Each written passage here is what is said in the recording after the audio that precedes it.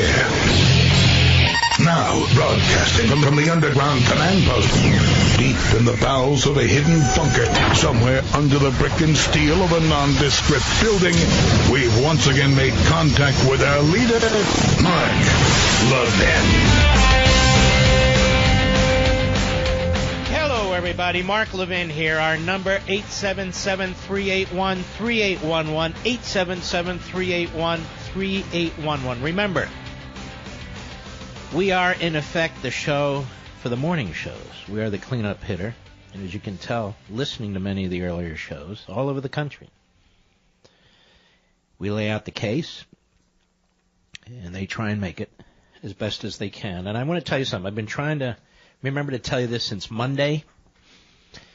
And finally, here we go. And it's very exciting. Again, this was sent to me Monday. Today's Wednesday, so I've unfortunately failed to do it on time. We're giving you a new way to listen to the Mark Levin Show in 2018. You can now hear me on your Amazon Echo device. Your Amazon Echo device. Just say, Alexa, enable the Mark Levin Show skill. Alexa, enable the Mark Levin Show skill. And you'll connect with me instantly. After that, whenever you want my great words of wisdom, just say, Alexa, open Mark Levin Show. Now, for more information, go online to marklevinshow.com, marklevinshow.com, and search the keyword Alexa. But one more time, just say, Alexa, enable the Mark Levin Show skill on your Amazon Echo device, and you'll connect with me instantly. And then after that, whenever you want my great words of wisdom, as we say, just say, Alexa, open Mark Levin Show. So again, go to marklevinshow.com and search the keyword Alexa. What I've always tried to do with this program is put it on every platform and in every format that will accept us or that we can invent. Some hosts take the position that they want to limit it. Some hosts are not asked to get on every platform. We are on AM radio. We're on FM radio. That's our bread and butter. We are on satellite radio. Also our bread and butter. We created the Mark Levin app, which you can download and listen to on your cell phone and so forth. The iHeartRadio app carries the show. We are also now on live streaming. You can download the show on your iPod and listen to it anytime. Now you can go through Amazon Echo device, as I just mentioned, your Amazon Echo device, and we're going to continue to use every platform possible to get the message out there. Every platform possible. Which is why we work so hard with our wonderful AM and FM affiliates to try and make sure that you can hear this show, most importantly, in real time. Our program directors are very, very good people, and we think this is very important. And a lot of you, millions of you, wait to listen to this program. And so we're giving you more and more ways to do it. And we much appreciate it. We're going to talk more about immigration in hour two. Like I told you last night, you will be able to discern who the pom-pom boys and girls are, who the Rockettes are on this issue. They will tell you you have nothing to worry about. They will tell you that we're going to get this and we're going to get that, and it's only the beginning of a process. You see, folks, if it's the beginning of a process, you need to participate. If it's the beginning of the process, we need to lay down our own markers.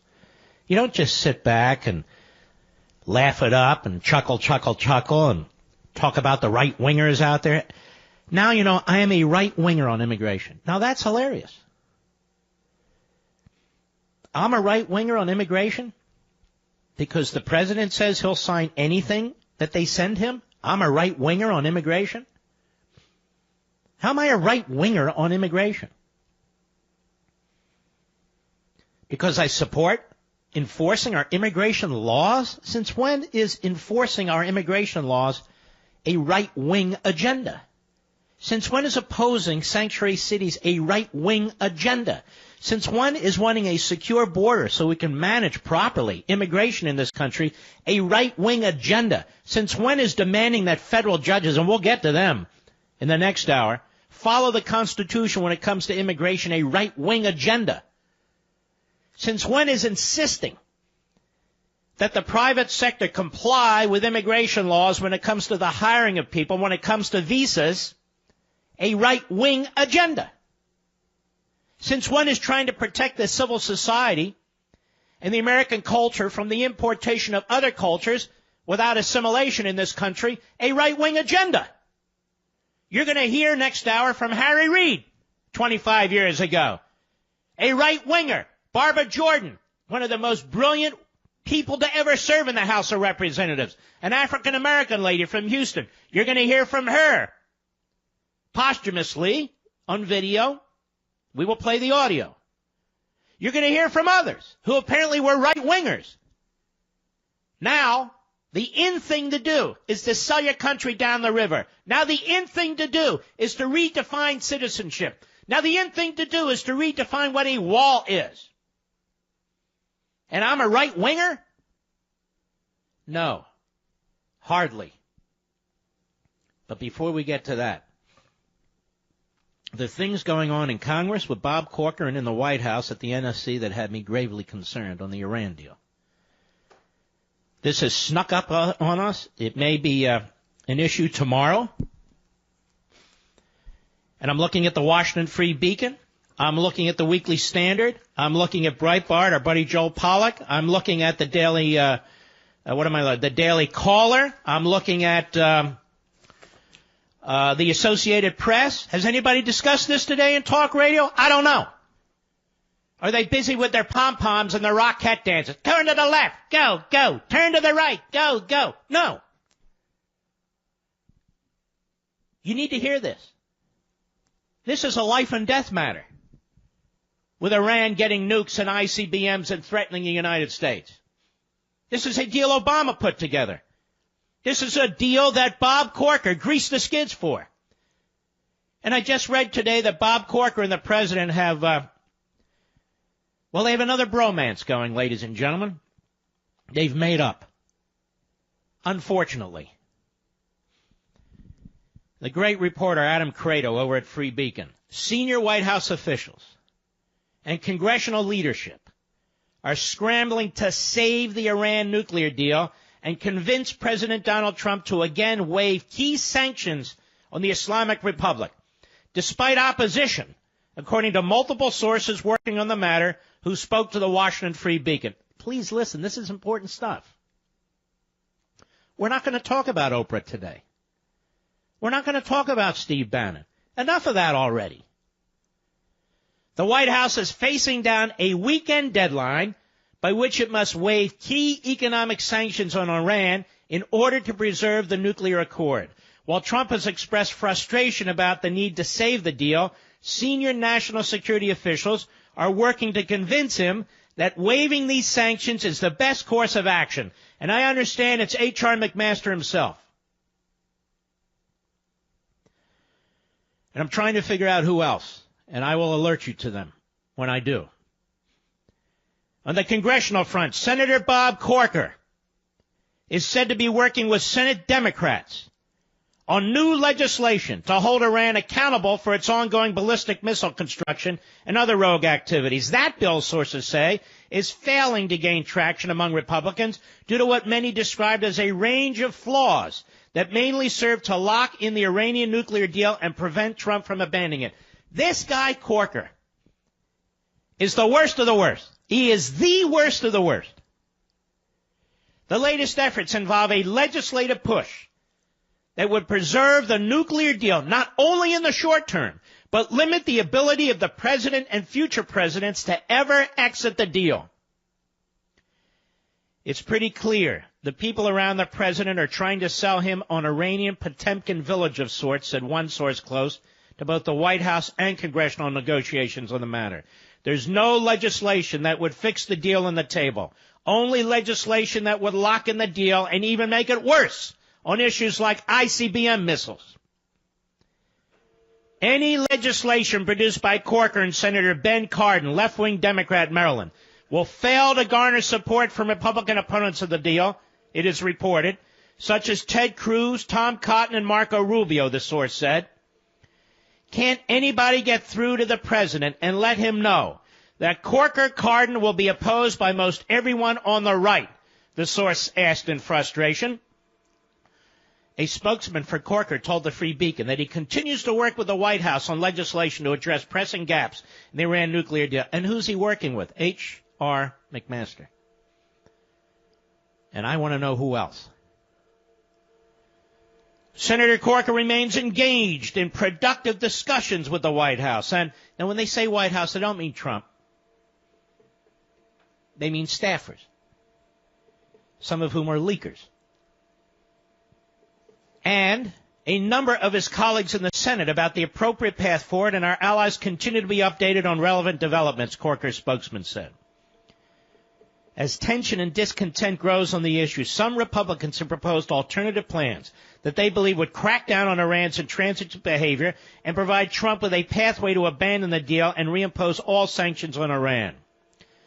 U.S.-Iran policy is facing a pivotal moment, and U.S. policymakers must have a laser-like focus on our objectives to permanently prevent Iran from a nuclear weapons capability, to combat Iran's support for terrorism, and to support those Iranian people in the streets protesting for a freer, more hopeful future, Representative Peter Roskam of Illinois said. Another source involved in the negotiations told the Free Beacon that the House's version of new legislation exposes key weaknesses with the effort spearheaded by Corker and Cardin in the Senate. The House version of the bill, more than anything else, shows how hollow the Corker-Cardin law is, and said the source who's discussed the issue with the White House. The House language is actually strong anti-Iran language and shows House Republicans will never accept the loopholes and pro-deal language that's coming from the Senate side. The thing is dead on arrival.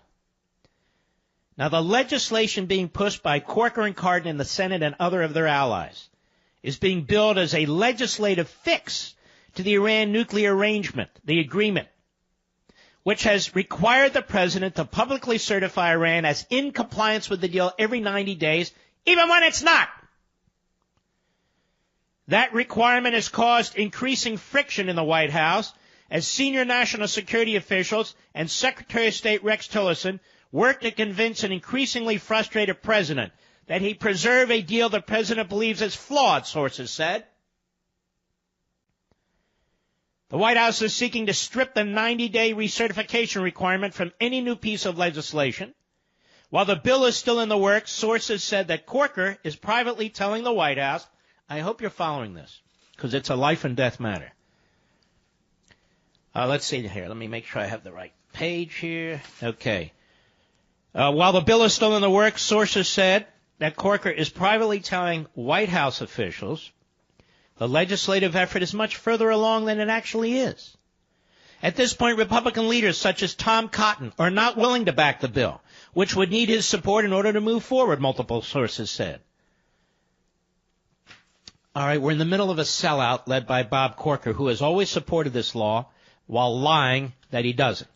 Bob Corker, listen to me. You remember, Bob Corker created the process that bypassed the treaty provision of the Constitution. Bob Corker created the process with the support of Mitch McConnell, and I'm sick and tired of the Judicial Crisis Network of running pro-Mitch McConnell pieces on the Fox News channel. Don't they have any self-respect? Don't they know McConnell across the board is lousy? We're getting federal judges because of Grassley, not McConnell. I'm sick and tired of these sellouts. At least have some integrity. Bob Corker not only, with McConnell's backing, hello America, he not only bypassed the treaty provision, he made the statute in such a way, he drew it up in such a way where we needed a supermajority of senators, a veto-proof majority of senators, to stop the Iran deal. Let's go to the Weekly Standard. President Trump must now decide whether to waive sanctions in coming days. Legislation that attempts to make good on President Trump's October demand to fix the 2015 nuclear deal with Iran is still facing obstacles days before Trump is due to decide whether to issue sanction waivers that would keep the agreement alive or kill it. Trump has repeatedly, begrudgingly waived sanctions lifted under the deal, only to be hit with a congressionally mandated deadline to report on whether Iran is meeting 4 deal-related conditions. He refused to certify one of those conditions in October, you'll recall, namely that continued sanctions relief to Iran is proportionate to the measures taken by Iran under the deal. Upon announcing that decision, Trump warned that he would terminate the agreement if administration officials working with Congress and European allies fail to fix its flaws. So now what's happening? They are pretending to fix its flaws. Rex Tillerson, who was always against what the president did in October. HR McMaster, apparently doing exactly the same thing. Bob Corker.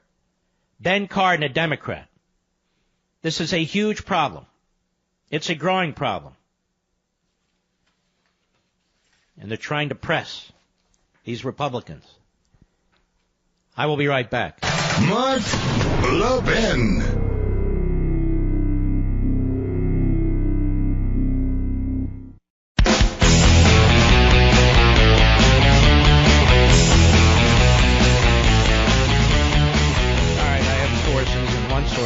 Just inform me that it's not only Rex Tillerson, it's not only HR McMaster, but it's also Mattis, Mr. Mad Dog, who never seems to be mad. And this is the advice the president's getting. Corker's working with them, very, very closely with McMaster's office. And my source is in the White House, by the way, and there's 2 of them. And it's worse than this. The latest effort involves a legislative push that would preserve the nuclear deal not only in the short term, but limit the ability of Trump and future presidents to ever exit the deal. There is also dispute over portions of the bill that would allow Congress to use a simple majority to override any decision by the president to fully reimpose sanctions on Iran. Now that is flatly unconstitutional, which is par for the course with Mr. Corker. He does not like the Constitution. He does not like the treaty clause. The president runs our foreign policy. If Congress wants to defund something, they can defund something. Of course, they never do. Congress wants to declare war on somebody, they can declare war on somebody. But the president runs our foreign policy. The president runs our foreign policy. I remember when the left tried to do this to Reagan. Instead, we have Corker doing it.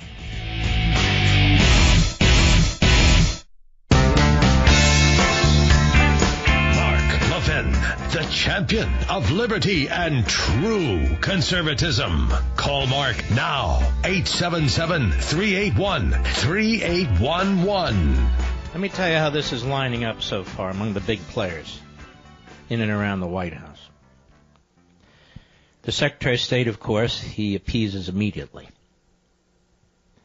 The Secretary of Defense, unfortunately, when it's come to this Iran deal, he's been appeasing immediately, and he's doing exactly that now. HR McMaster is working very, very close with Corker. He's appeasing. One of the men who has actually been very good on this has been the Chief of Staff to the President, General Kelly. And good for him. You know, the first time I met Donald Trump was when, not the first time I spoke to him, the first time I met him was when he was candidate. Well, before he was candidate, Trump, actually. And he attended the anti-Iran deal rally. Remember that, Mr. Producer? Several years ago. It was big on the south lawn of the White House. There had been 25, 30, 40,000 people there. And I had the honor of speaking there, as did others. Ted Cruz spoke there, and Donald Trump spoke there. All vehemently opposed to this. If the president listens to those members of his administration that I mentioned, as opposed to General Kelly and others, he will effectively be embracing the Obama approach to the Iran deal, as Joel Pollack puts it over at Breitbart. And he's correct. These fake changes, which will be said to be enormous and wonderful and so forth, will also tie the hands of the president and future presidents. How do you tie the hands of the president and future presidents in dealing with Iran, ICBMs, and nuclear warheads? I just want to be as clear as I know how, because I know a lot of people, eyes are rough. Hey, come on, let's get on to something fun. Please listen to me. North Korea has nuclear weapons now. North Korea has ICBMs now. North Korea can hit the United States now. And they are showing muscle every single day. So a throwback regime that starves its people, that has a minuscule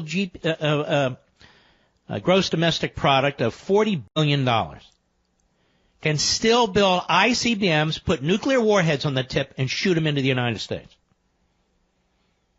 Not just Guam, Los Angeles, Chicago, New York. One guy, one nut job. Iran is getting to that point. We like to say, how did these past presidents allow North Korea to get where North Korea is? Now you know how. Look at Bob Corker. Look at Ben Cardin. Look at the Democrats and many of the Republicans in Congress. Look at the president's advisor, Mr. Tough Dog, Mad Dog Mattis. Mr. General HR McMaster. Mr. ExxonMobil tough guy, Rex Tillerson, who never saw a pro-American foreign policy he didn't like. A complete puppet of the bureaucracy. One of Bob Corker's top aides who helped make this outrageous deal serves as a top official to the Secretary of State. How the hell did that happen? And a handful of people who are fighting it, who understand.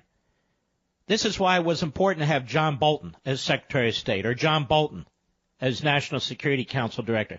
This is why it's important to have some people who have the president's ear other than just General Kelly, who are walking him through these things and explaining these things in foreign policy. The president campaigned on canning the Iran deal. The president campaigned on canning DACA. This isn't right-wing stuff. This is the right stuff. I heard a commentator on Fox today say, you know, these right-wingers, I don't understand them, these hardliners. We're going to get chain migration eliminated. We're going to get the lottery eliminated. We're going to get so-and-so deported. And I'm thinking to myself, when did that happen? These are proposals. These are proposals. When President Reagan got in legislation in Simpson-Mazzoli, not just amnesty, but in the federal statute, the building and securing of the southern border, the Democrats held the money back. How many more times are we going to get screwed here before we understand what's to... Don't worry, Mark. Don't worry. This is 4 levels of chess. This isn't 4 levels of chess. This is tiddlywinks. We're always negotiating on the Democrats' terms because we have sellouts like Bob Corker. Because we have sellouts on immigration like Lindsey Graham. We're always on defense. Now let me tell you about this radio business as it applies to this president and how this works. Many of my brothers and sisters in this business understand that it's a much easier life as a talk show host to go along. To just go along. To be a Pollyanna. It's just easier. It's easier. And it may even help your ratings. But I want to give them some advice. Unsolicited, of course, because they're listening. I've been doing this a long time. Not as long as some of them, but a long time. I'm in a time slot when I was told this program and program of this sort of any kind could never survive. Dinner time on the East Coast and parts of the rest of the country. There never had been a successful, nationally syndicated talk show host. Never. From 6 to 9 p.m. in this country. They tried many, and they failed. Other radio companies with networks tried to run people against. This isn't about me. I just want you to listen. I'm making a point. And they have every one they have thrown at me has failed. All 7 of them. Every single one. One guy I was up against who's a big mouth, he couldn't beat me, so they moved his show out for 6 p.m. too. Now, why is that? In part, it's because you have to be true to yourself. And the audience knows when you're a buffoon. The audience knows when you're a chameleon. You can say, as I told you many years ago, and as I this and I that. The audience knows. You know that what took place in the Oval Office yesterday is very troubling. Very troubling. You know that this Iran deal is a direct threat to our cities, to our people in this country, and could one day result in an all-out war where you send your kids and your grandkids over to the Middle East again. We do not want Iran turning into another North Korea. By the way, if Iran gets missiles with warheads on them, they're even more dangerous than North Korea. North Korea hasn't talked about conquering the world and spreading their ideology. That little bum is just trying to hold on to power. The Iranian regime, the Islamo-Nazi regime in Tehran, has as its primary purpose for existing expansion.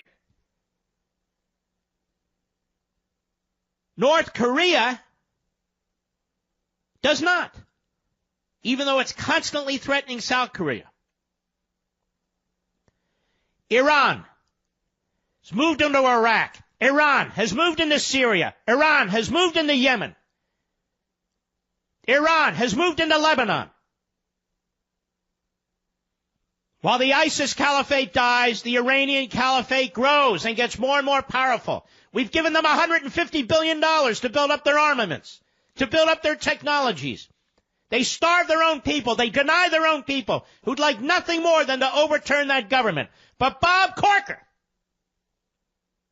and Ben Cardin and Mad Dog Mattis and Rex Tillerson and all the rest of them think the status quo is fine. I just want to remind the president, remember that rally that you attended. Remember what you said. Rely on the right people for advice. Talk to John Bolton. Talk to Tom Cotton. And even in this instance, talk to Marco Rubio. You must be a neocon. Oh, wow, what an argument. The neocons hate my guts. This isn't about being a neocon. We have a terrorist state that has killed hundreds and hundreds and hundreds of American soldiers. We have a terrorist state that keeps threatening to blow us off the face of the earth. We have a terrorist state that has tried to humiliate us and taken our sailors off the high seas. We have a terrorist state that's threatening our allies. And rather than work to overthrow that state, which is teetering if we would push it, Obama saved it. Bob Corker saved it. If this is the worst deal in the history of deals, as the president has said, then why keep putzing around with it? Why keep playing games? You know, this show is heard throughout America, every corner of the country. It's heard all over the world. I'm talking to the bus drivers in Chicago. I'm talking to the taxi drivers in New York. I'm talking to the cops in L.A. I'm talking to the farmers in Kansas. I'm talking to the commercial fishermen in New England. I am talking to all of you. This isn't some distant issue. This isn't some theory or abstraction, some foreign policy. It is a foreign policy which directly affects us. And I am gravely concerned that conservative media is not conservative media. It has become appeasement media, accepting whatever the Republican establishment is now sending to the president or arguing that the president should do. If you are a constitutional conservative, if you believe in liberty, if you believe that the United States military is being eviscerated, if you believe that our borders are being eviscerated, if you are sick and tired of our soldiers being abused by the enemy, if you're sick and tired of our sailors being abused by the enemy, as these rogue states get more and more nukes or the capacity for nukes, you better wake the hell up.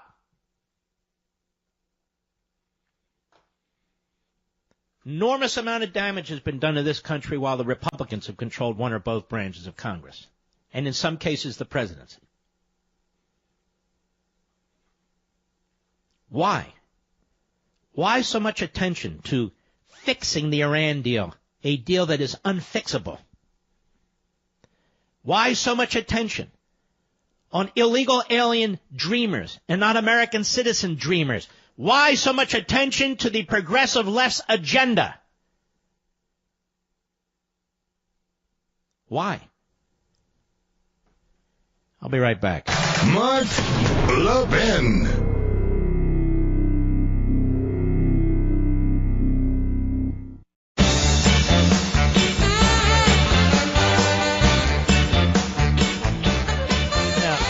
Tell you how much I would prefer to be behind the microphone and be on offense.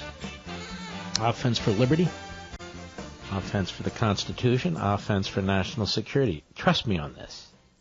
It's easier. It's easier on the mind. It's easier on the heart. It's easier on the soul. But I couldn't live with myself if I acted like half of these other radio and TV hosts. I couldn't. I just could not. Goals for 2018, I've got them, but I can only achieve them if I'm well rested. And thankfully, I have a Casper mattress helping me get a great night's sleep every night. The Casper mattress has a unique combination of foams that provide the right pressure relief and comfort so you feel perfectly balanced. And thanks to the breathable material, you're guaranteed to sleep coolly. Plus, the mattresses are built to last for years. Now, basically, since I've gotten my Casper, I've gotten the best sleep ever. So I know 2018 is going to be a great year. Try Casper yourself for 100 nights in your own home, risk-free. They ship it to you for free in a compact box. Plus, if you don't love it, you don't have to put it back in that tiny box. They come pick it up and refund you everything, no questions asked. Start your year off right with a guaranteed great night's sleep every night. Get a Casper.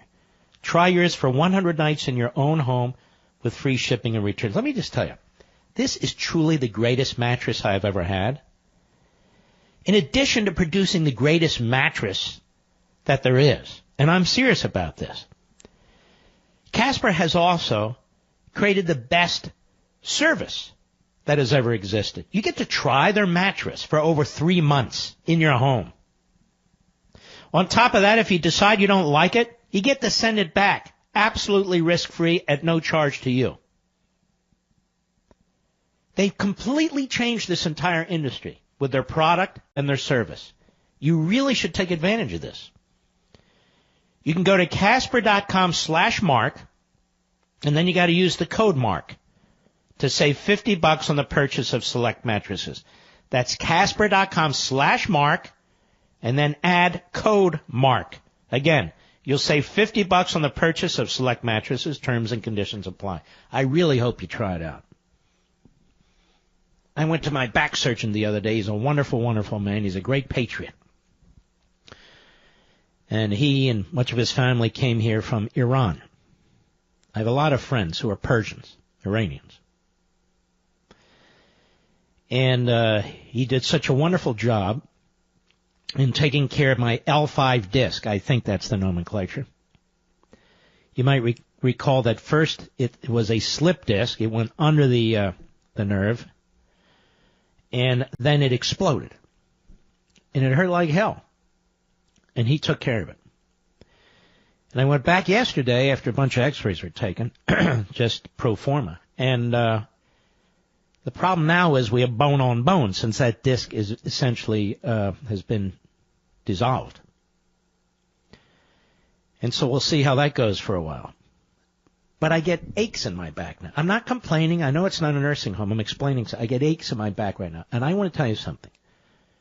When I get into our bed, the Casper mattress gives me enormous relief. This is just one man's opinion. Enormous relief. That's how much I like this bed. in this mattress, and I'm quite serious about it. I am lucky they're a sponsor because I might not have otherwise purchased it and had the ability to communicate it to you.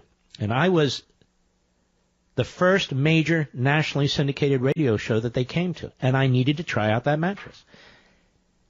There's another member of the family who loves the Casper mattress. Barney, my dog. They have a Casper mattress for pets.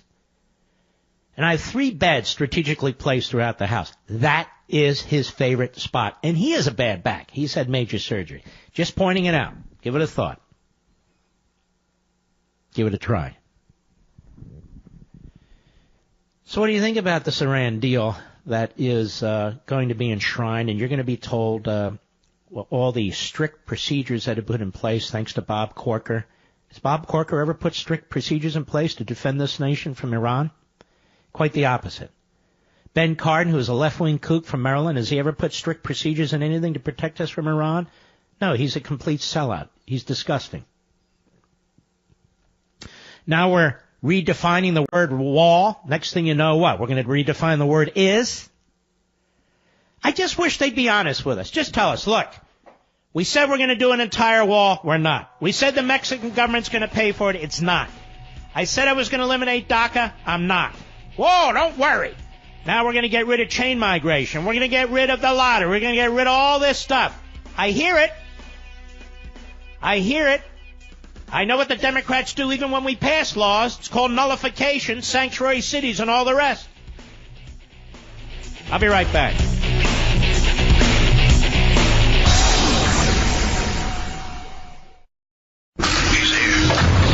He's here.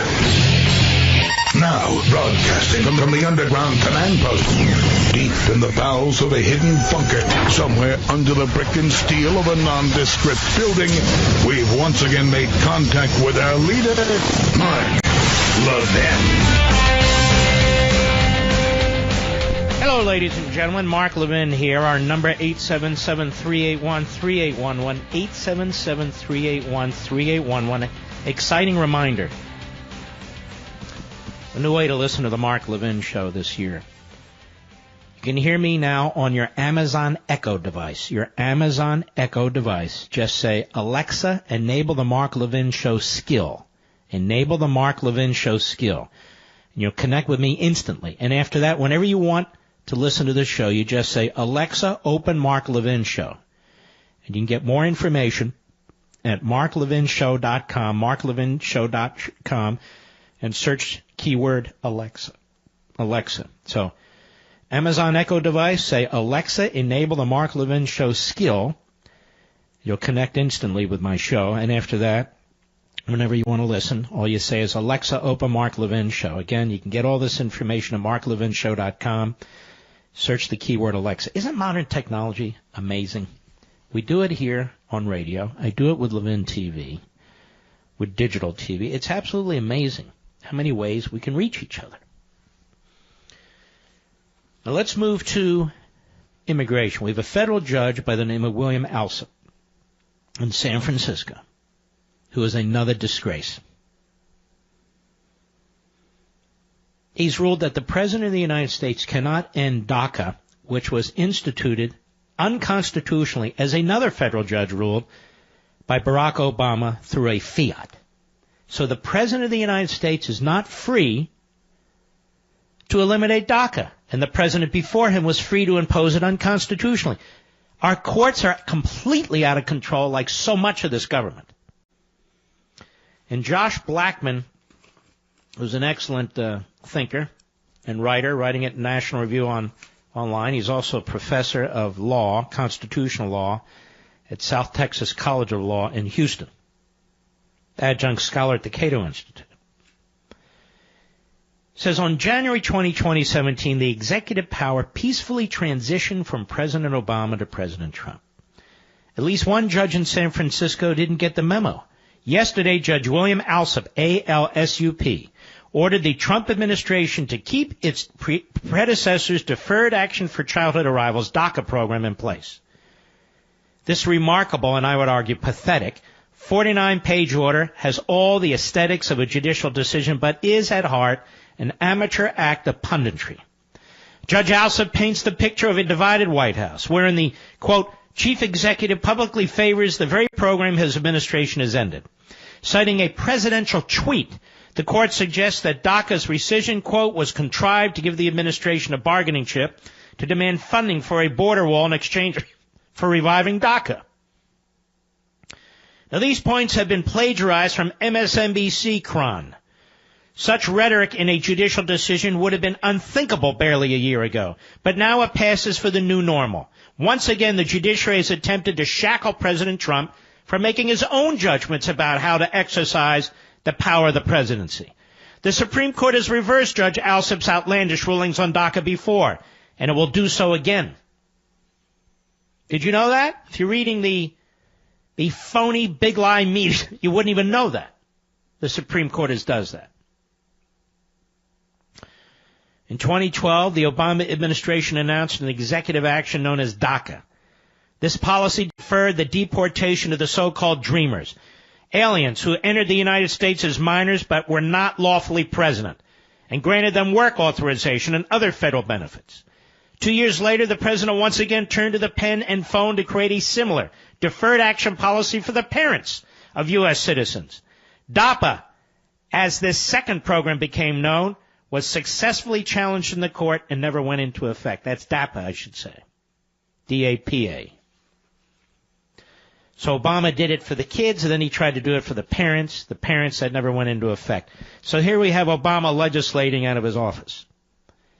The Obama administration, by its best lights, determined that DAPA and DACA were lawful. The Trump administration reached the opposite conclusion and moved to rescind both policies. In a normal world, that decision would have been the end of the matter. But in the bizarro world we find ourselves in, a federal judge has now informed the Trump administration that it must keep DACA in effect. Judge Alsup based his decision on the fact that the executive branch offered only a pithy conclusion that the agency had exceeded its statutory and constitutional authority, which was a mistake of law. Specifically, the court ruled that the Trump administration decision was arbitrary, capricious, and abuse of discretion, or not otherwise in accordance with the law. Reading this serious charge, one would suspect that President Trump scrawled his legal defense on the back of a cocktail napkin with a Sharpie. Hardly. In October 2017, Attorney General Jeff Sessions determined that DACA was implemented without proper statutory authority, and that it was an open-ended circumvention of immigration laws. Not only was this policy a violation of the Immigration and Nationality Act, but it was an unconstitutional exercise of authority by the executive branch. Sessions reaffirmed his duty to defend the Constitution and to faithfully execute the laws passed by Congress. Sessions added that the proper enforcement of immigration laws is, as President Trump consistently said, critical to the national interests and the restoration of the rule of law in our country. Sessions' analysis was premised on a decision from the Fifth Circuit Court of Appeals, which 2 years earlier had ruled that DAPA was in fact unlawful. In May 2015, in halting DAPA, D-A-P-A, the Fifth Circuit assumed the program would be implemented in a way similar to DACA, and had been, as a blanket measure akin to legislation, not a case-by-case exercise of presidential discretion and prosecutorial discretion. This opinion strongly suggested that DACA for the kids, so-called, kids in the mid-30s, which was not being challenged, was illegal as well. As even Judge Alsup was forced to concede, quote, at least some of the Fifth Circuit's reasoning for holding DAPA, D-A-P-A, illegal would apply to DACA. In fact, DACA's legality was on even shakier footing than DAPA, because Dreamers did not need to have any familiar relationship with an American citizen to receive lawful presence. Unlike this DAPA, DACA could not be justified as a family reunification measure, but could only be defended on what the Obama administration described as humanitarian concerns.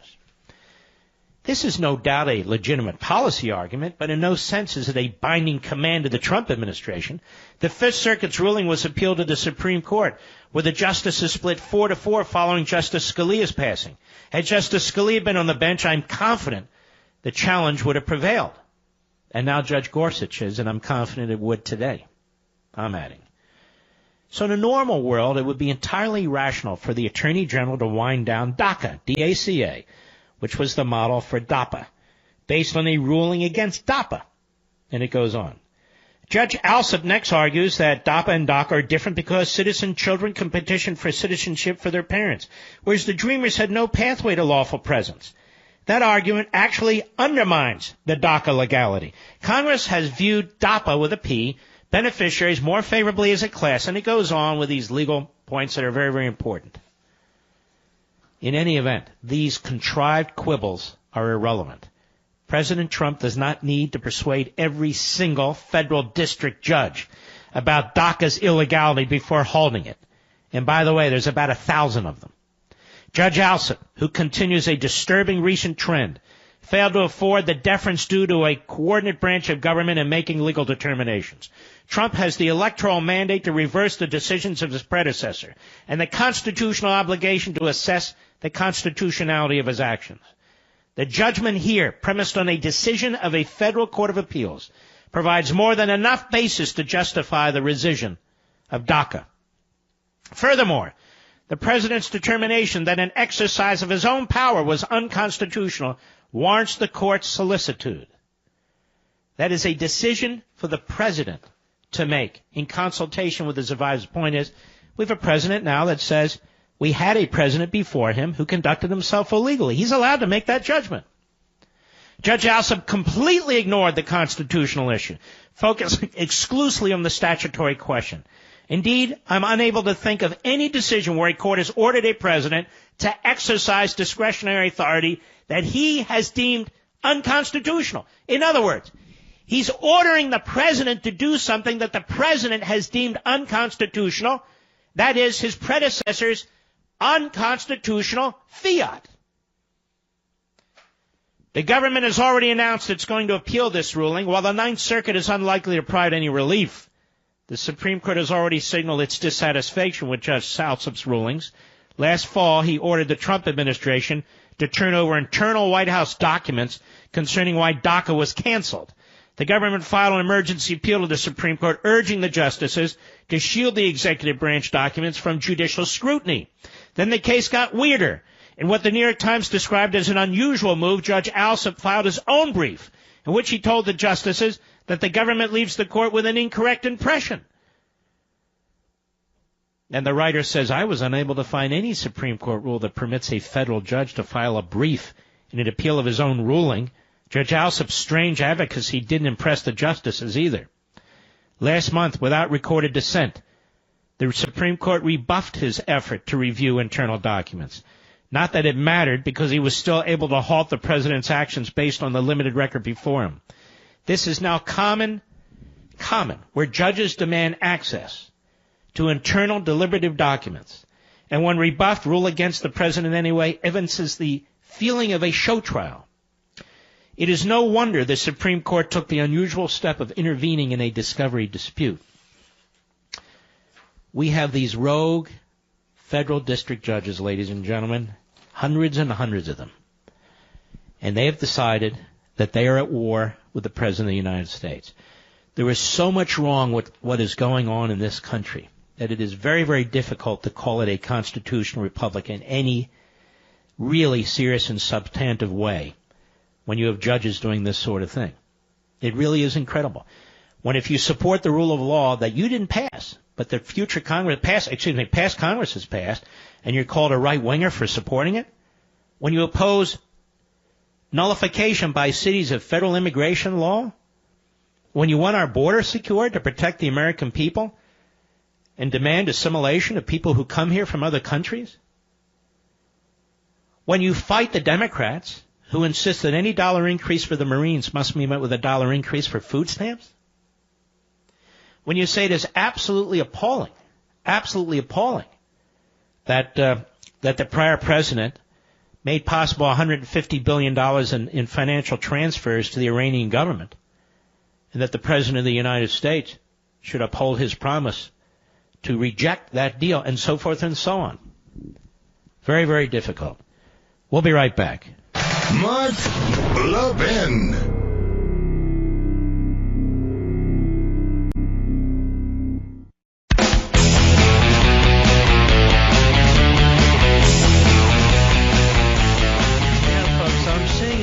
political realignment take place within the Republican Party. I have to admit, and it's happened very, very quickly. Very, very quickly. The most conservative president since Ronald Reagan, I think, Donald Trump, is now moving into Lindsey Graham territory. And Lindsey Graham was just on Fox. I've never seen him so happy. And he's attacking, talk radio hosts and people who go on TV and want to sell books. And so this is Lindsey Graham. He won't debate the issues in any substantive, direct way. He's a name caller, and he dismisses you if you want to engage him. If Lindsey Graham is really, really this happy, one of the leaders of the Gang of Eight, you should be very concerned. And talk show hosts and radio commentators are misleading you. They're misleading you if they don't tell you to really start focusing on this. And I will speak to my buddy Daniel Horowitz, one of the great writers at Conservative Review, really an expert on immigration. He's written about it at great extent. Daniel, how are you, sir? I'm doing all right, and thanks for having me on and getting me out of bedtime tonight. Well, let me ask you something. He's got little kids. That's what he's talking about. First things first, what did you think of the president's meeting with mostly amnesty supporters in the Oval Office yesterday? It's like drinking coffee with a fork with him. You kind of get it, and then it's just so elusive. On the one hand, he has spoken to a lot of the philosophy on immigration that you laid out last night that no other show is willing to address. He's addressed it before, but then he'll come the next day and literally undermine every talking point of putting American sovereignty, America's security first, and make the amnesty the imperative and the security the elective rather than the other way around. Since when is national sovereignty, assimilation, following the rule of law, a right-wing agenda, Daniel? I cannot figure this out. Obviously, you saw from Bill Clinton, Harry Reid, Barbara Jordan back in the 90s, this used to be universal. You had big government liberals that wanted socialism for America, but they understood intuitively that the underpinnings of the social contract dictate you must take care of your own citizens and you must put them first. I had one of the few good members of Congress text me last night, and he said he's never seen his colleagues so happy with so much alacrity, such a sense of urgency to do things for illegals, and he's never seen that for American citizens. And there's about 10, 15 emergency issues on immigration, from refugee and asylum and UACs and the MS-13 crisis, the criminal alien sanctuary city crisis. What about a sanctuary fix? What about DACA, deferred action from criminal aliens for America? It's like we can only discuss those issues as a negotiating chip for amnesty. It's not even as a standalone, even though that's required and promised to the American people. Are you a little concerned that the president has stopped making the case to the American people, but instead he talks more about DACA than he does anything else related to immigration? That's exactly what concerns me. I'm not so concerned about him ultimately signing on to a legislative amnesty bill, but I do fear that the outcome is he'll just administratively extend it, and then obviously the courts are a big problem. But messaging is everything. He has a big bully pulpit, and you cannot do it on the cheap. You have to lead. You have to make the American people understand our position, because if Trump doesn't do it, no one's going to do it. Nobody gives our side to the story that we're strangers in our own land, that America has become a dumping ground. All we hear about is a bunch of, I was going to say poor, but a bunch of educated, best citizens in the history of the world. Americans stink. These people are great. Nobody is presenting the other side of the story. It's very, very odd how our immigration laws are blithely violated. Judges enshrine these violations with these sanctuary cities. Judges themselves violate the Constitution and existing statutes in order to do these sorts of things. We have a deeper problem here, don't we? We have we have widespread lawlessness taking place. At the end of last year, I did an article, the 12 most insane court opinions of 2017, and it was very hard to narrow it down to 12.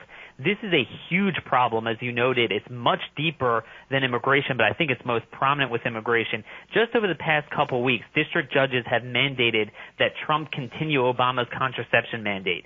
They've required Trump to give access to abortions for illegals who come here just for the purpose of having abortion. They've invalidated deportations of criminal aliens.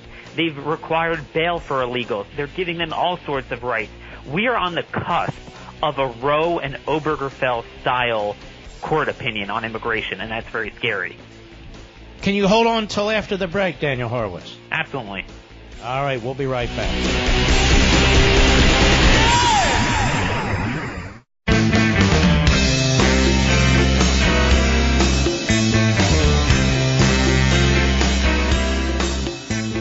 Is that a copy of the Constitution you've got? Or are you just happy to see Mark Levin? Call him now at 877-381-3811. You know, I love our 2010 Camaro.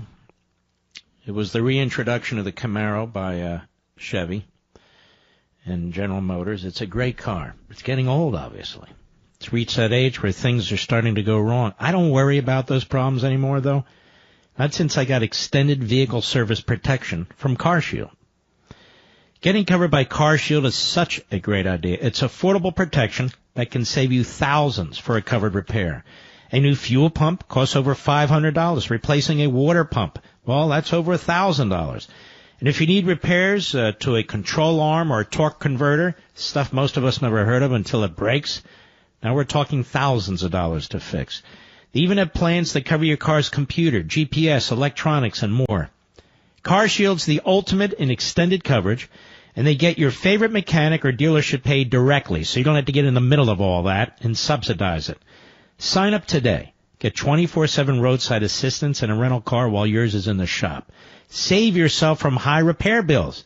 Get covered by CarShield like I did before something goes wrong. Call 800-CAR-6100. Mention code Levin. 800-CAR-6100, code LEVIN. Or visit their website, carshield.com, carshield.com, code Levin, code LEVIN, and you'll save 10%. Remember, 800-CAR-6100 or carshield.com. In both cases, code Levin, save 10%. A deductible may apply, and a wonderful, wonderful service. And we're back. My buddy Dan Horowitz, Daniel Horowitz of Conservative Review, who I consider an expert on many things, and particularly immigration. And you know, Daniel Horowitz, Central and South America are listening to this debate. And in part as a result of listening to this debate and the failure to start building a wall and other physical entities on the southern border, crossings are way up again, aren't they? You know, it's funny. Proponents of the amnesty ironically always say, well, it's so hard to secure the border. This is just such a hard task. So the only way to do it is just to grant amnesty. And the irony is you don't even have to implement all the enforcement. Just the attitude change. To a large extent, you can't blame them. Our politicians haven't treated America like any other nation state. It's a joke. They don't defend our sovereignty, so they know they can come here, especially once you have a kid. You're here to stay. You drop a kid, they're automatically erroneously viewed as a citizen. They could secure welfare on their behalf, so they're going to come. You end that practice, or you even signal an end to it, things will dry up. And based on the perception that Trump would begin following the law, in the first 3 months of his presidency, interdictions at the border, apprehensions at the border declined to a generation low. It was just a trickle in April. But then, as Trump started to equivocate, well, we got to do DACA, we got to fix it, the smugglers pay attention to this a lot more than even the Republican base does. And basically every single month since then, the numbers have gone up and up, and now they're back at Obama levels, but particularly the unaccompanied children and family units crossing have gone up 320 and 580% respectively since April. That tells me that they know that once you come here and have a child, even the president, even Trump and his rhetoric, doesn't have the appetite to enforce the law. I just saw an interview with Lindsey Graham during a couple of breaks ago. in which the host said to him, you know, the candidate runs more as a conservative, and then, you know, they realize that when they're president, they have to work with others. He said, yes, now he's president, he has to act. So in other words, what they're saying is, so what if the American people may have been lied to? So what if the American people are deceived? I'm not just talking about Trump, I'm talking about anybody. Now we have to govern. What does that mean? You know, what's so sad about this is that they understand the American people don't want it. They understand their constituents don't want it. Wait. Lindsey Graham's running around saying 62% of the Trump base supports this. Where's he getting that number from? A left-wing group, right? Well, it's the same thing that 90% of voters want expanded background checks on guns, but if you speak to Bill Clinton or Al Gore, they'll tell you that's a losing issue for them. I mean, they're phony polls. They basically say, should we, grant legal status to the greatest people in the history? But honestly, this is a figure that comes from this left-wing group called PPI, funded by left-wing billionaires and others. And we have Republicans throwing that number around. They threw it around during the meeting with Trump yesterday. The reporters, the hosts, they don't even say, where'd you get that 62% from? It's a made up. It is a fake, fixed number. Yeah, I mean, the reality is, if that were true, they would have done this 13, 14 years ago. Ever since really 2006, they've been trying. They're scared. And remember, even when Obama had full control, they declined to do this, which is why he did it executively. They always understood that the American people do not want this. And this is, it's completely bogus. And by the way, the exit polling on the presidential election proves this, because Trump actually did much better in a lot of these states than Mitt Romney or John McCain did, despite his, at least rhetorically, he was very strong on the issue. In other words, he did better with Hispanic voters. With Hispanic voters and blue-collar white voters. And blue-collar white voters. Well, this is very concerning to me. And Lindsey Graham thinks this is all terrific. Isn't that problematic? I mean, this guy has been pushing against immigration enforcement for almost his entire career. And what's very scary here is, whereas the Democrat Party harnesses the power of their base to advance their agenda, the Republican leaders like Lindsey Graham, they try to make an end run around their base. And what they're going to do is indulge our talking points. Here's a little bit of border. Here's a little bit of enforcement. They're even going to say, here's a little bit of chain migration reform. One of the things to watch out for is they're creating a false law and knocking it down. They're saying we won't allow the amnestied aliens to bring in relatives as legal permanent residents. Well, I got news for you. Under current law, that's not a problem. You have to be a citizen anyway. So they make things up, and then they say, here, we gave you your 2 pieces of chicken. Now give us our dessert. It's like, I want to be clear what you're saying. Just because somebody is legalized, they can't cut into that chain migration yet. They have to become a citizen. Exactly. So they're repealing something that doesn't exist. I want you to listen for a moment. This is Barbara Jordan. You mentioned this, but we've pulled this from before. June 7, 1995. She was the chairman of a commission. She's a civil rights leader. She was from Houston. She was a wonderful, wonderful lady and intellectually honest and astute. She was put as head of a commission several decades ago that Congress put together to try and figure out and get to the bottom of this immigration issue, something that would never be done today unless it's led with a bunch of left-winger and open border types.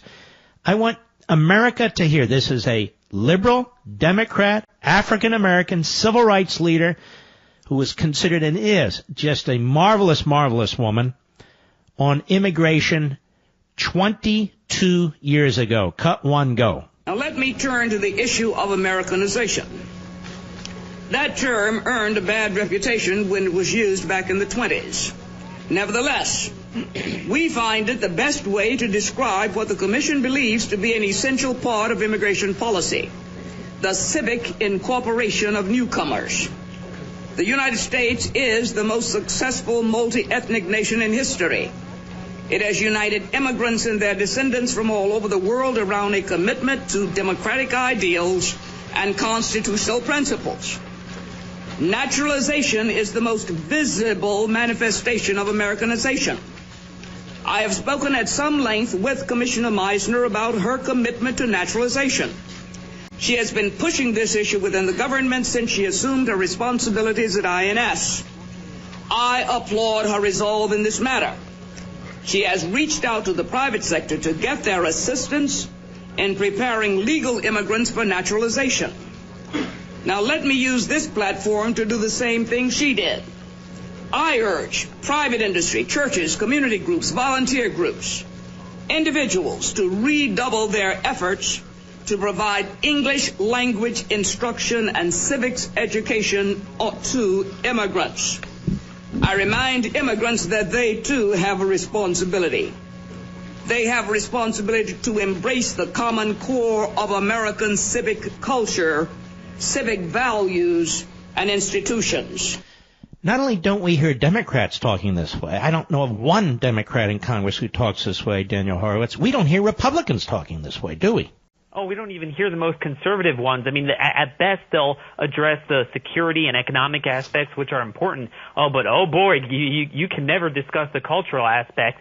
But she's absolutely right. I mean, we've reached a point in time where, in California, 24.5% of the student body are considered what they call this acronym ELL, English language learners, meaning they're not proficient in English language. We have a balkanized country, and, listening to Barbara Jordan's words, I think that 22 years ago, we were at the foot of the mountain. Many of us would kill to go back to the demographics of 22 years ago. That was 25 million immigrants ago, not including all the backdoor amnesties. There's been 5 since 1995 that a lot of people forget, and everything else. Middle East immigration was a trickle then. Now it's 170,000 a year, roughly. Nobody is even speaking to this, and we're told to shut up and just go along with amnesty. Mm-hmm. Now, Daniel Horowitz of Conservative Review, I want you to listen to Bill Clinton at the State of the Union speech on January 4, 1995, just 2 years after Barbara Jordan made her speech. Cut to go. All Americans, not only in the states most heavily affected, but in every place in this country, are rightly disturbed by the large numbers of illegal aliens entering our country. The jobs they hold might otherwise be held by citizens or legal immigrants. The public service they use impose burdens on our taxpayers. That's why our administration has moved aggressively to secure our borders more, by hiring a record number of new border guards, by deporting twice as many criminal aliens as ever before, by cracking down on illegal hiring, by barring welfare benefits to illegal aliens. In the budget I will present to you, we will try to do more to speed the deportation of illegal aliens who are arrested for crimes, to better identify illegal aliens in the workplace as recommended by the commission headed by former Congresswoman Barbara Jordan. We are a nation of immigrants, but we are also a nation of laws. It is wrong and ultimately self-defeating for a nation of immigrants to permit the kind of abuse of our immigration laws we have seen in recent years, and we must do more to stop it. Wow, that's Bill Clinton 22, 23 years ago. Do you know of any leading Democrat who wants to be president of the United States who would even dare to say that today? No, and like you mentioned, there's few Republicans, and notice how he talked about welfare benefits. What nobody's discussing here is, on the one hand, they say the DACA people are, again, the most productive people in the history of the universe. But on the other hand, according to a Congressional Research Service memo, and this is already 2 years old when DACA wasn't fully functional, they were getting as much as $35,000 in retroactive earned income tax credit benefits. These are the refundable, credits, welfare through the tax code, which, by the way, almost doubled under the new tax bill. Nobody's even putting this out there that, maybe if you're going to give amnesty and they're so productive, we should make it as part of the deal they don't get refundable tax credits. Let me ask you a question. Was Barbara Jordan a right-winger, hardliner? No, and that's the point. Is Bill Clinton a right-wing hardliner? Well, maybe the Democrats would say he is now, but it's certainly not. He certainly wasn't considered that. They nominated him and elected him twice. Harry Reid, right-winger, hardliner? Absolutely not. And I'll get to him next hour, and I've gotten to him before. But I just want to remind people how far we are sinking. Are we sinking on this subject, Daniel Horowitz, or not? We're sinking in the toilet, and let's not forget Dianne Feinstein and Chuck Schumer voted for 850 miles of double-layered fence in 2006. Mm-hmm. And so did Joe Biden. Where is it? Why don't we just do that, Daniel Horowitz? Why don't we just say, you know what, Congress, why doesn't the president say, you fund that law of 12 years ago, and then we'll talk DACA. When I hear these pseudo-conservatives on radio, on TV, in passing, and I hear them say, oh, the administration's going to get the elimination of chain migration and the elimination of the lottery, and they're going to get the wall, that's a pretty damn good deal. Do we have that deal, Daniel Horowitz? It's kind of like Lucy and the football. We've said this a number of times. Show me the money. Let's see it. And the thing is, this is not an equal proposition. We are entitled to those things. There is no entitlement of amnesty for foreign nationals. Mm-hmm. We are entitled, which gets back to the point I put in all my books, and I believe you have in yours. A nation of citizens gets to decide what happens to the nation. Nations of foreigners don't get to decide for us, do they? And that's a really important point. NBC just did expose on Russian birth tourism, where a bunch of wealthy Chinese, too. Yeah, Russians and Chinese, and literally the media and the political class take it as a given that the Constitution says that you could unilaterally assert jurisdiction against the consent of the people and drop a baby, even prospectively, and there's not a darn thing we can do about it. And it's just absurd because, as we all know, they're subject to the jurisdiction of Putin, not to our jurisdiction.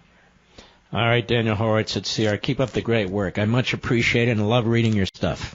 God bless. Appreciate you. God bless. You too. Take care. Let me tell you something, folks. The idea that people can come into this country illegally and unilaterally claim jurisdiction under our Constitution is absurd, and nobody knows where that comes from.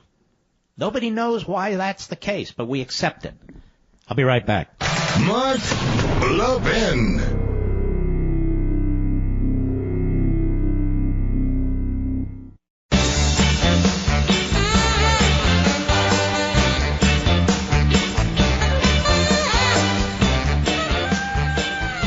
Borders and fences. Remember my little story I told you about trying to get a relatively modest, a very modest fence in our backyard that really follows the line of the back deck. Remember that, Mr. Producer? Remember that, America? And we've gone through all the requirements of our homeowners association. Well, we're waiting for an outcome, our third attempt. And I will fill you in on what takes place. Apparently they had a meeting yesterday, and part of the meeting was us. So we'll find out, and I will let you know about it, because I'm not giving up on this. That much I can tell you. You know, the holidays might be over, but the winter has just begun, and according to studies, the air indoors contains up to 100 times more pollution than the air outside.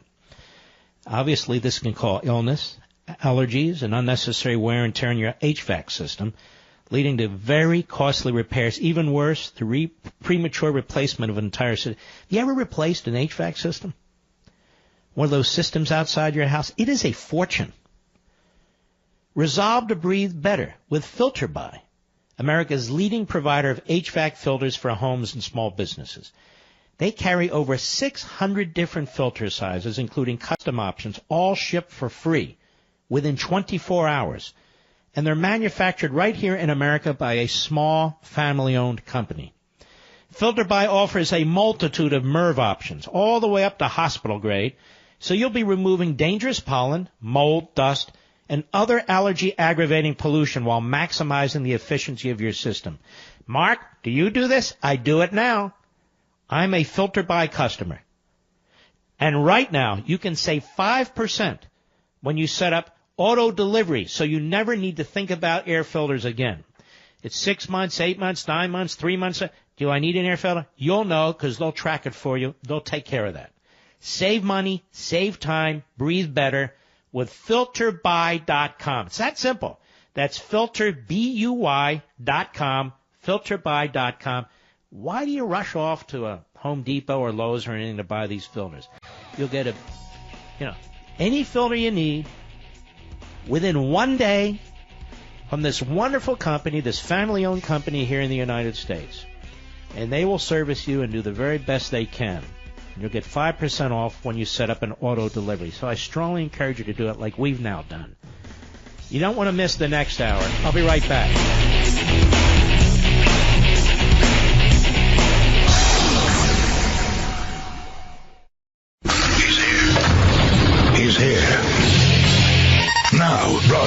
from the underground command post, deep in the bowels of a hidden bunker, somewhere under the brick and steel of a nondescript building, we've once again made contact with our leader, Mark Levin.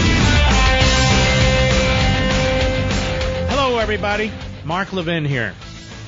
Our number, 877-381-3811, 877-381-3811. So, we're getting really dishonest propaganda from those now pushing amnesty on DACA.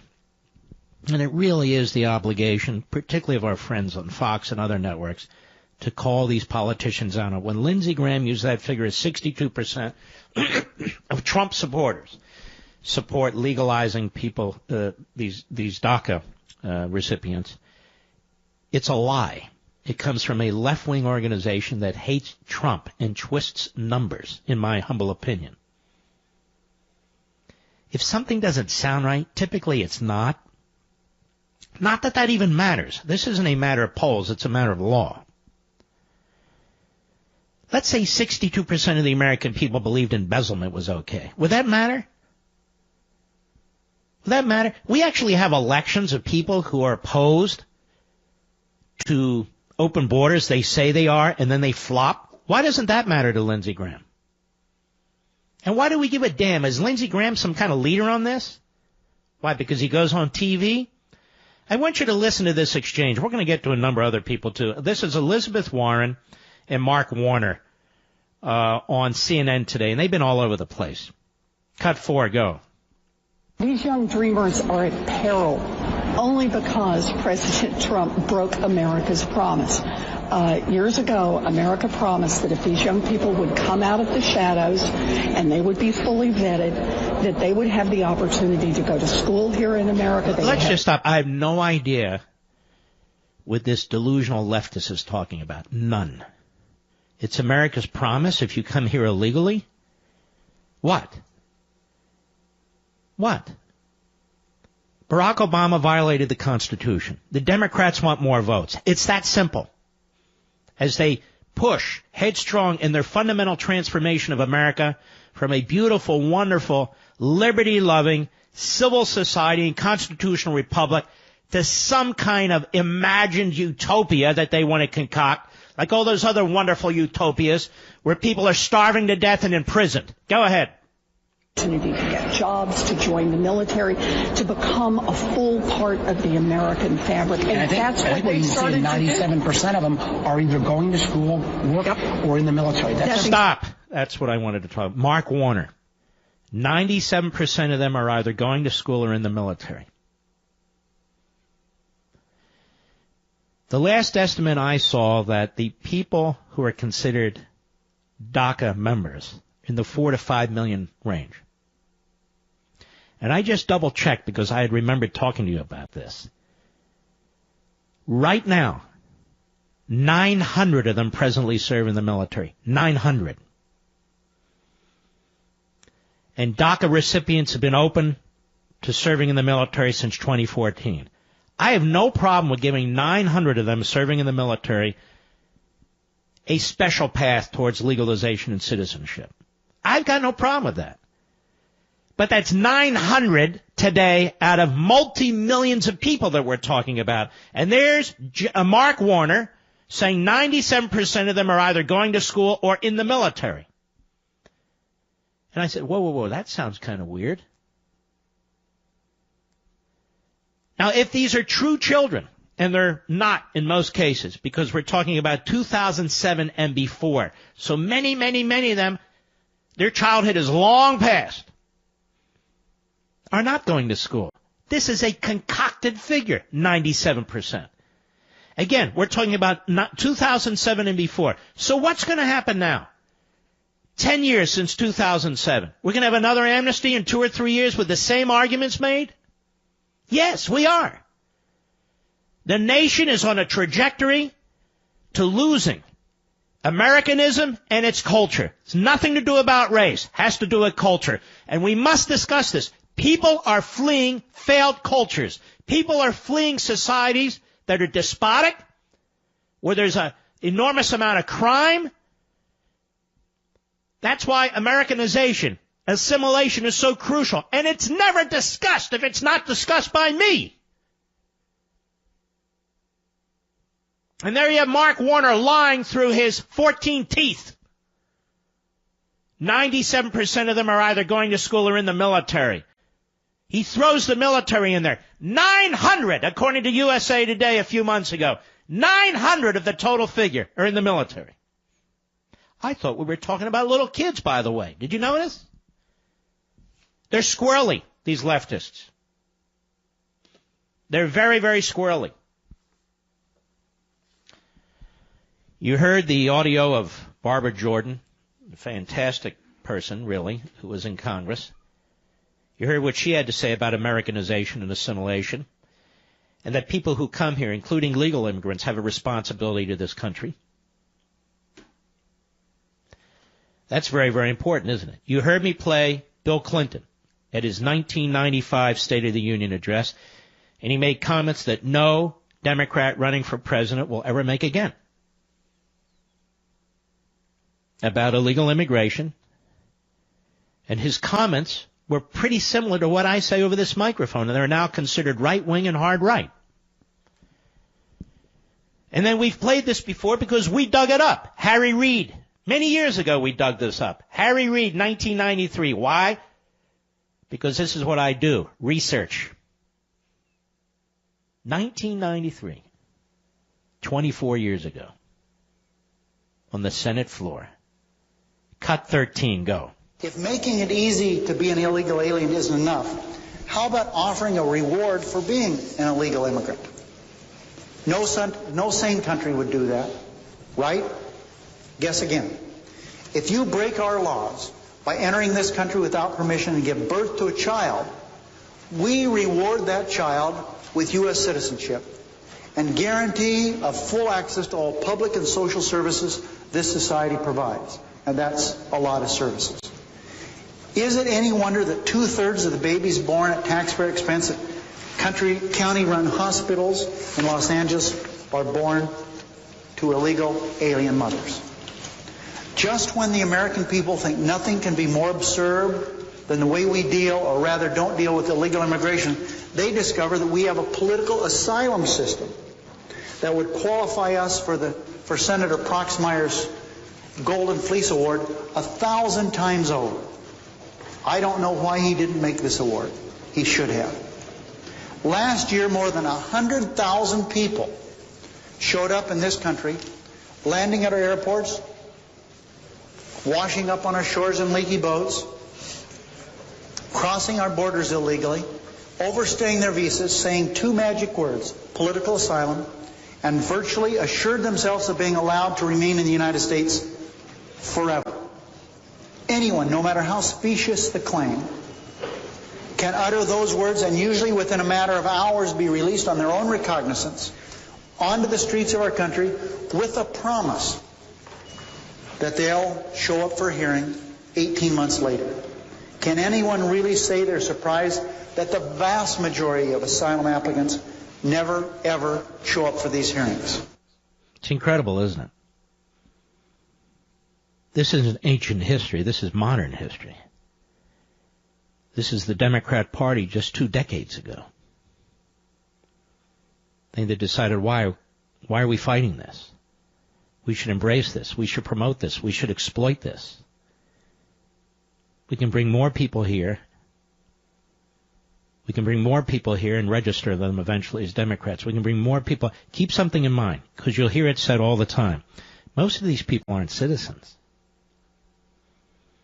You know, they don't get to vote.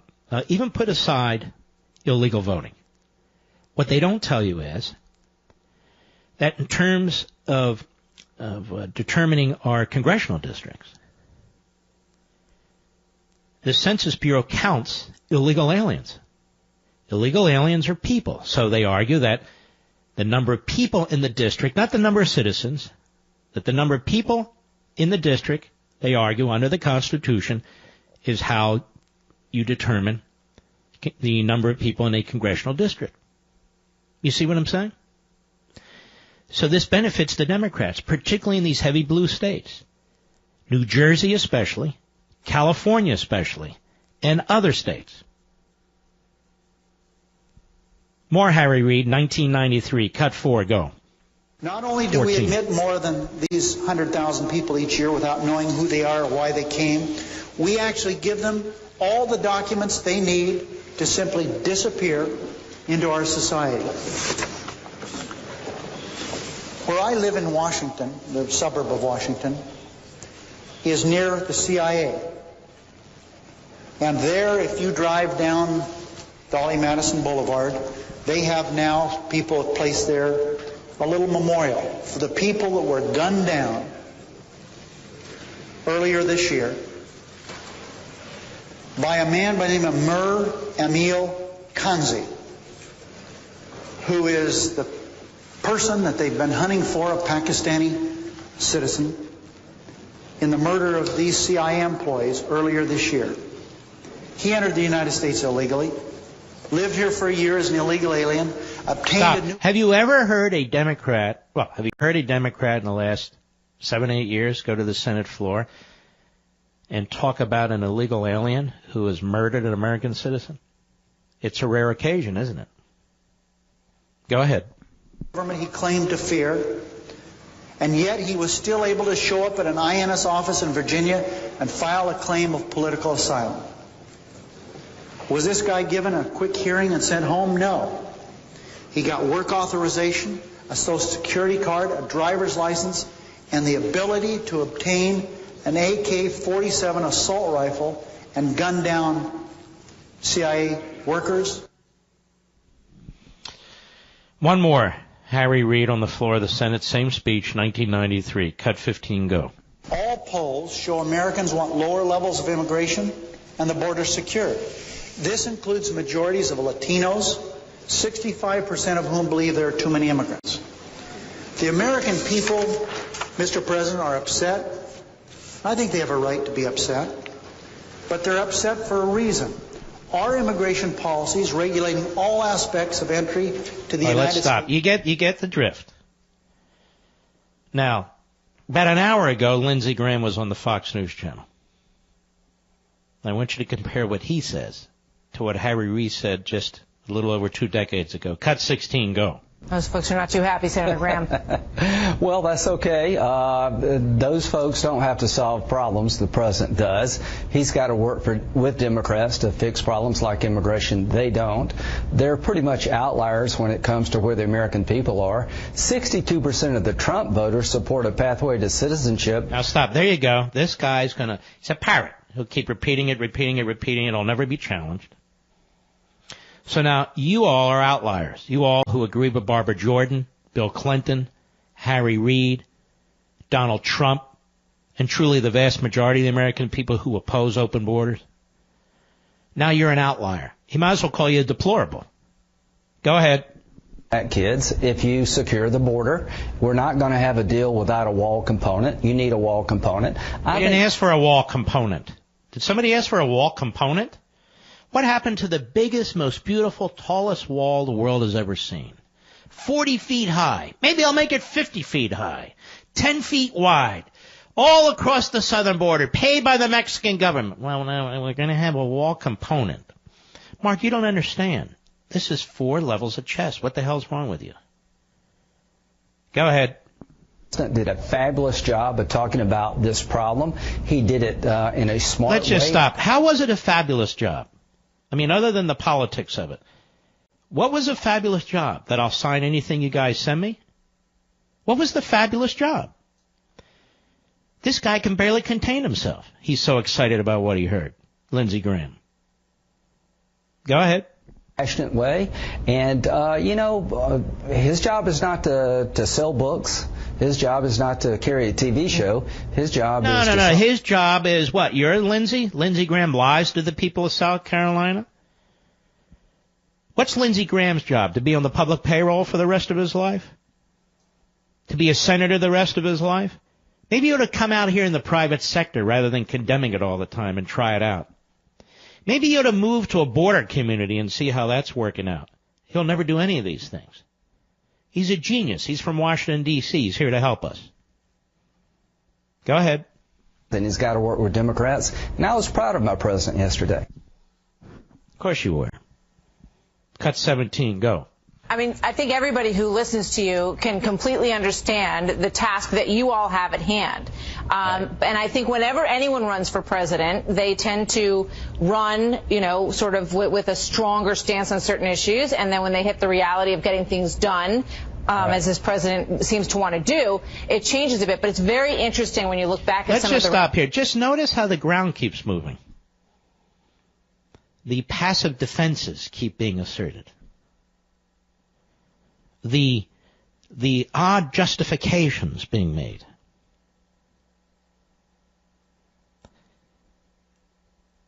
This president is sounding on this issue more and more like Jeb Bush. I mean it. Remember when Jeb Bush talked about love in this context, Mr. Producer, and everybody was mocking him? This is about love, he said. Which is exactly what the president said yesterday. And by the way, I'm conducting this program, conducting myself. Here we have the biggest national forum at this time of the day and evening so that we can do what we need to do to pull the president back and get this thing centered again.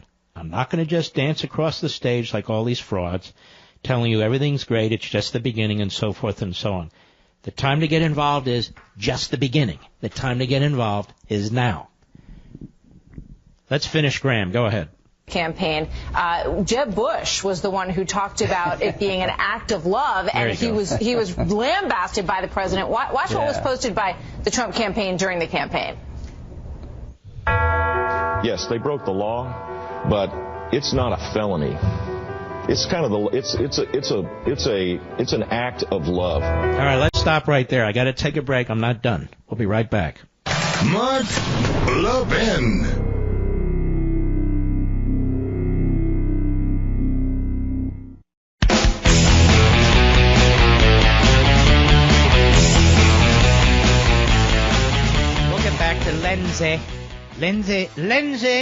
Lindsey, come home. Lindsey Goober Graham in a moment. Joe Arpaio has done something very, very stupid. He's 85 years old. Now he's announced he's going to run for the Senate in the Republican primary. So he'll split the vote with the other conservative there, Kelly Ward. And guess who will slip through with a minority of the vote? A congresswoman by the name of McSally. Now, I've supported McSally to win her seat against a Democrat, but she is the exact kind of Republican Mitch McConnell wants. She's a Lindsey Graham Republican. Why do conservatives do this? I don't get it. Why do they do it? Is there really going to be any difference between a Kelly Ward and Joe Arpaio vote when it comes down to substantive and significant issues? We lose these conservative states. South Carolina should have conservatives in the United States Senate. Arizona should have conservatives in the United States Senate. If we can't get conservatives out of these states, we're not going to get many conservatives out of any states. I'll be right back.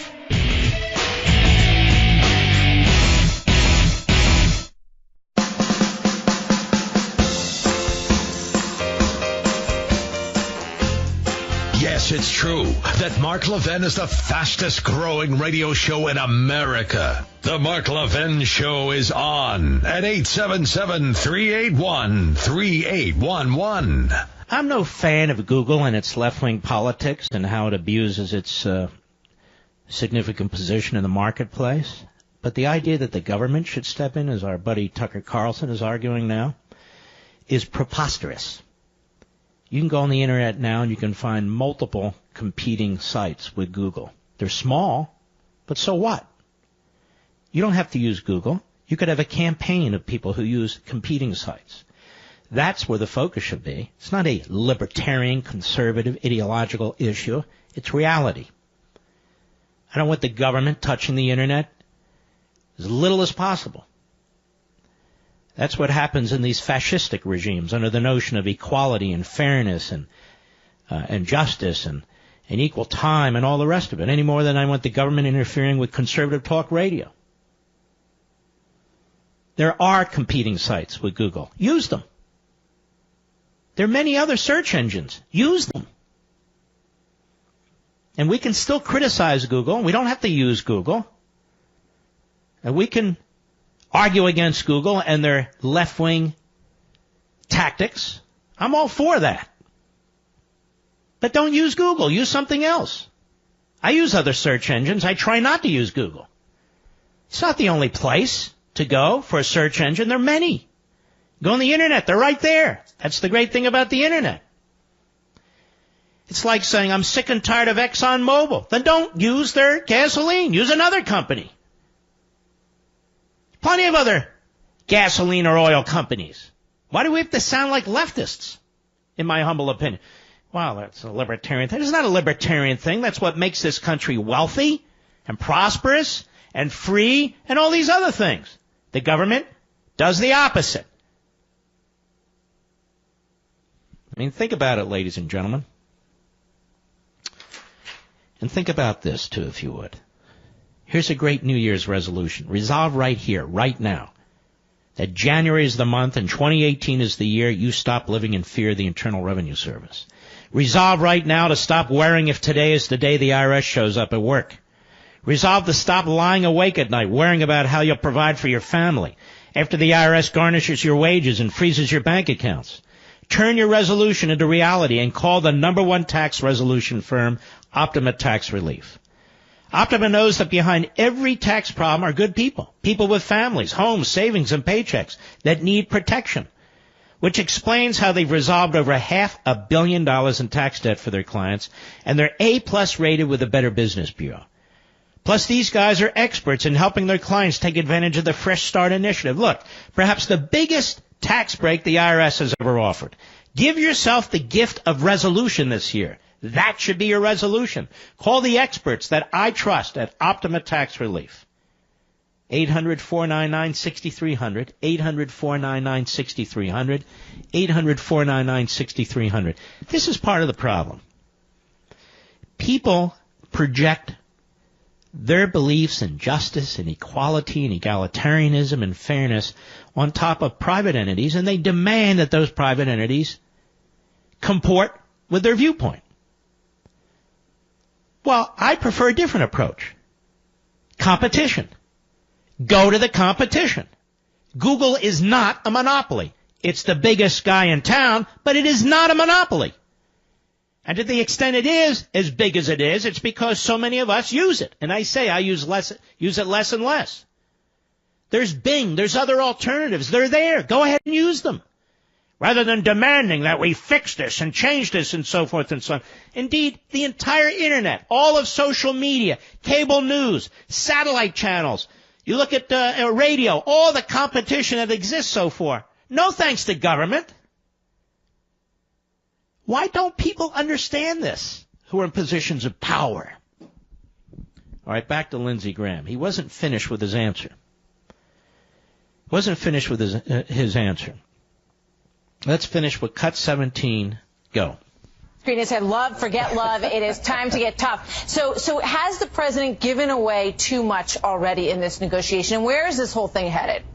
I hope it's headed to phase one, where we get border security for the DREAM Act, the DACA kids having. I just don't understand how he gets away with this. A law was passed by Congress in 2006 to secure the border. They wouldn't fund it. Did Lindsey Graham lead the charge day in and day out to fund the border security? No. The way he leads for the argument for amnesty for illegal aliens? No. So who has led the fight to pay for that 2006 statute? Nobody. Nobody. Has it been attached to an appropriation bill? No. Has it been attached to a budget bill? No. Has it been attached to anything? No. Attach it to funding for Planned Parenthood. Will they do that? No. Why not? We're going to listen to this snake oil salesman some more? Who's selling what, Lindsey? Go ahead. That we end the diversity lottery like the president demands, and he's right to demand it, that we start breaking chain migration, that we get a deal that represents where the American people Let's are. Stop. Notice he keeps talking that we start breaking the lottery diversity program. How do you start breaking it? Eliminate it. That you start, he's already, you see, this is, look, they're just positioning themselves. Oh, it's early on in the process, Mark. This is the way it works. It's early on in the process. No, it's not. We're very late in the process. We're decades late. Go ahead. People support a pathway to citizenship. Overwhelming numbers support border security. I think most people think the diversity lottery is kind of crazy. This president is no longer a candidate. He's the president of all of us. You can't get this problem fixed without working with Democrats. You need 60 votes. Is this what Obama thought? Look, I'm no longer a candidate. I got to work with Republicans. Is that the way Obama thought? Is that the way the Democrats think? Hey, look. We're in the Senate now, even though we're in the minority, the Republicans won, but we have to work with the president. Is that the way they think? Is that the way they talk? What is this? Go ahead. I saw yesterday was a man who understood the issue, was in command of the room, listened. What he saw yesterday, if we're honest with ourselves, was a man who agrees with him. That's what he saw yesterday. That's what you all saw yesterday. All the spin aside. That's what you saw yesterday.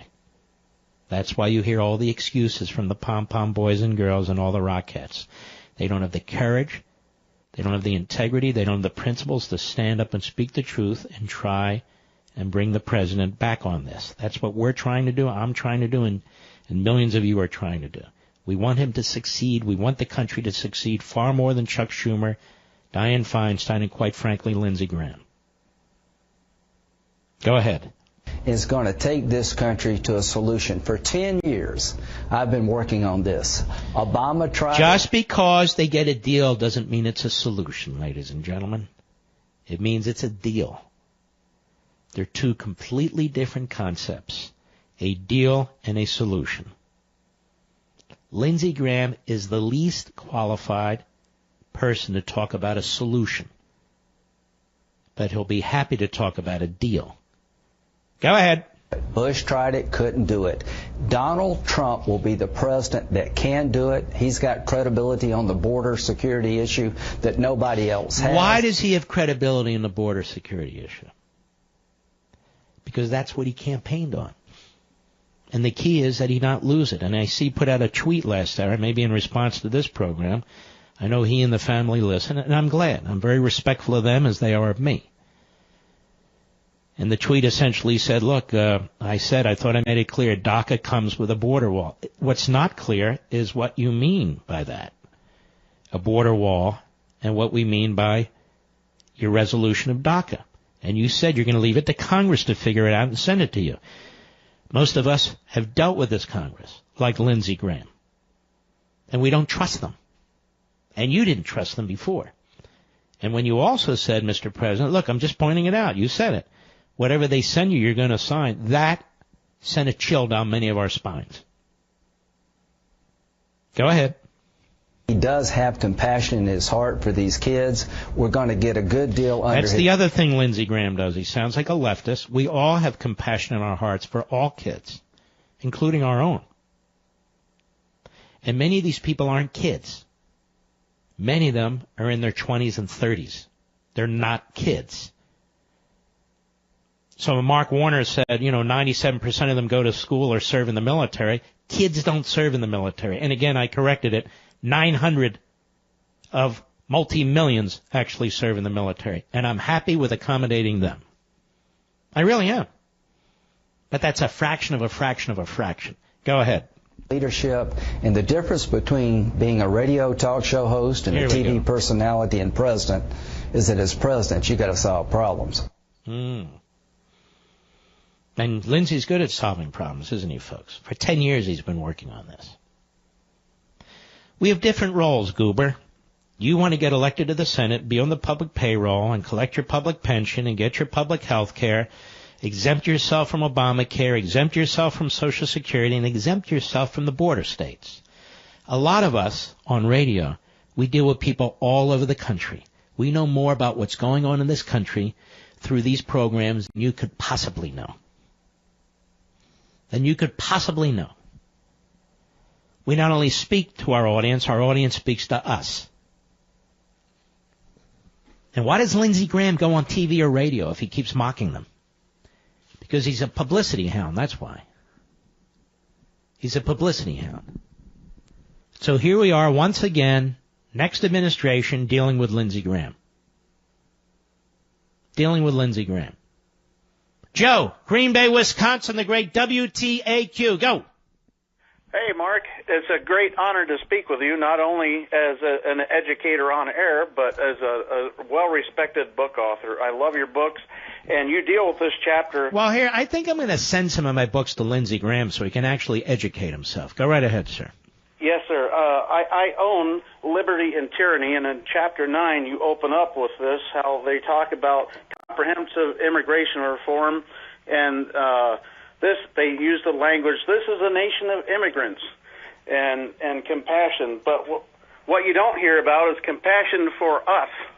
They don't. You know what, sir? I want to tell you something I said at CPAC.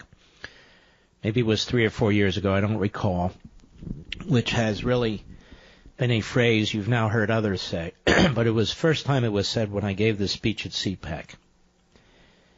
There's no such thing as a nation of immigrants. We are a nation of citizens. A nation exists for its citizens, and its citizens create the nation and the civil society. You can't be a nation of immigrants. You're a nation of citizens. And the nation exists for the citizens. It doesn't exist for the would-be alien, legal or illegal. It exists for the citizens. Our representatives exist for the citizens. Our Constitution exists for the citizens. Our military exists for the citizens. Our police forces exist for the citizens. We are the country. Countries aren't inanimate objects. We are the citizens of this country, and this country belongs to the citizens. Go right ahead, sir. Yes, sir. And we also are a nation of laws. And apparently not. According to these black robe bums, these rogue judges, I call them black robe bums, who usurp the law and twist it to their political liberal ideology, they go against us people. So yes, they do. They go against the citizenry in this country. And they destroy their authority. I would ask this question. Thank you for your call, Joe. Much appreciated. I would ask a liberal judge this question, a progressive judge. If you are not going to faithfully follow the Constitution, why should the rest of us faithfully follow your orders and your decisions? We take an oath in this country, those of us who do, given your jobs, whether you're in the military, to the Constitution, not to judges, and not to their opinions. And I asked this question to Men in Black many, many, many years ago. And the question is, if these progressive activist judges are not going to follow the Constitution, why should the rest of us follow the rulings of progressive activist judges? If the rule of law is dead, it's dead, including for them. I'll be right back. Mark Levin.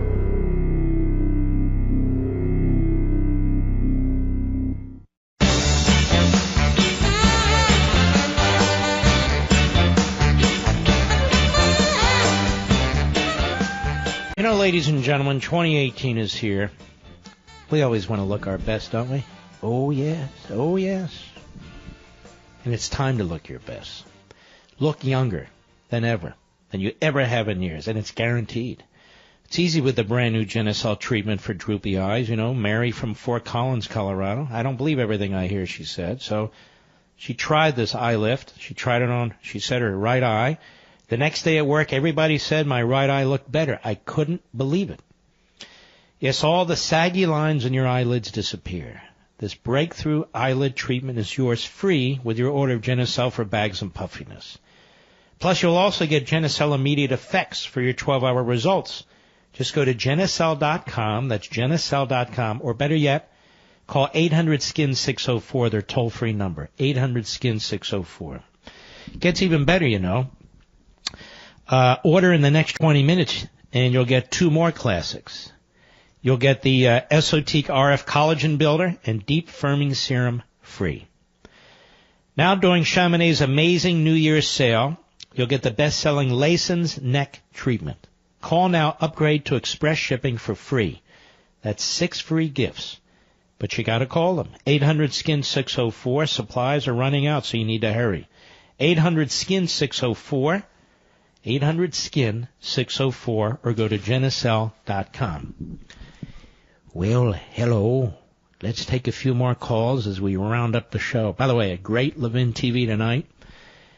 You know, on Monday we spent the show talking about impeachment, discussing what the Constitution says, briefly the history behind it, and the attempts that are being made to create an environment to impeach the president, which is of enormous concern to me.